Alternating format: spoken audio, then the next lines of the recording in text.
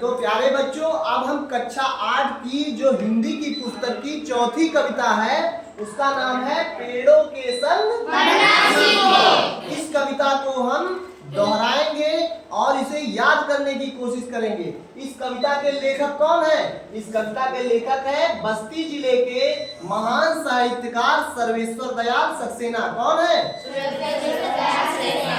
तो इस कविता में हमें पेड़ों को महत्व बताया गया है और ये प्रेरित किया गया है कि पेड़ों को हमें कटने नहीं देना चाहिए। तो आइए हम इस कविता को एक बार हम बोलेंगे और आप लोग उसे क्या करेंगे? दोहराएंगे और इस तरह से हम इस कविता को याद करने की कोशिश करेंगे। तो चलिए मेरे साथ आप लोग बोलिए।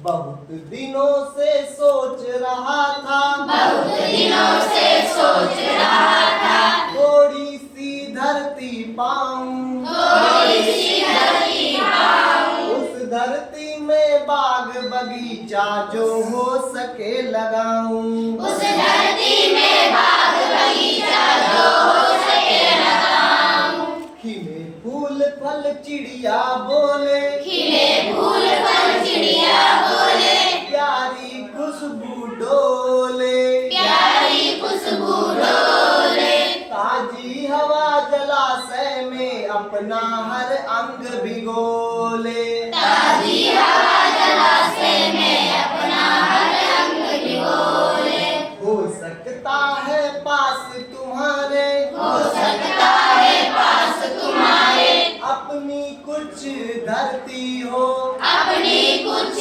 धरती हो, फूल फल लगे अपने उपवन हो, फूल फल लगे अपने उपवन हो, अपनी परती हो, अपनी परती हो सकता है छोटी सी क्यारी हो महक रही हो सकता है छोटी सी क्यारी हो महक रही हो, छोटी सी खेती हो जो फसलों से दहक रही हो, छोटी सी खेती हो जो फसलों से दहक रही हो सकता है कहीं शांत चौपाए घूम रहे हो सकता है कहीं शांत चौपाए घूम रहे हो सकता है कहीं सहन में पक्षी झूम रहे हो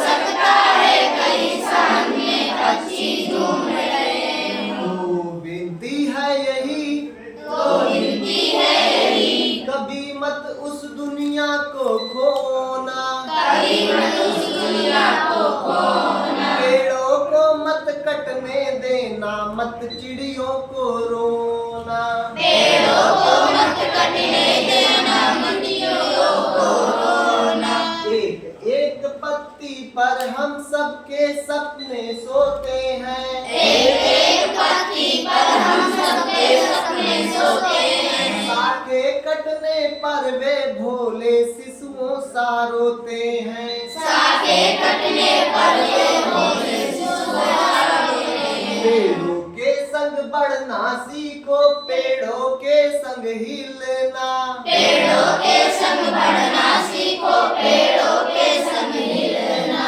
पेड़ों के संग संग इतराना, पेड़ों के संग हिलना, पेड़ों के संग संग इतराना, पेड़ों के संग हिलना, बच्चे और पेड़ दुनिया को हरा भरा रखते हैं, बच्चे और पेड़ दुनिया को हरा भरा रखते हैं, नहीं समझते जो वे दुष्कर्मों का फल चखते हैं, नहीं समझते जो